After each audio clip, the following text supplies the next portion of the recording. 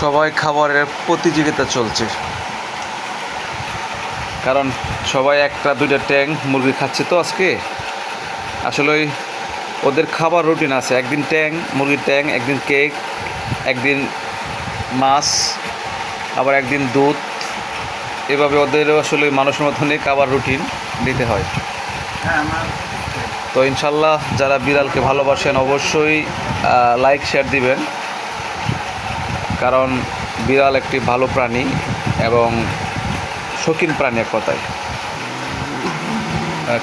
কি লাভ মারছে, আয় আয় আয়, ট্যাং দিয়ে যা বলে খাদক। ওর যতক্ষণ খাবার থাকবে ততক্ষণ খালি খাবে। এই যে কেড়ে আর একটা নিয়ে গেছে।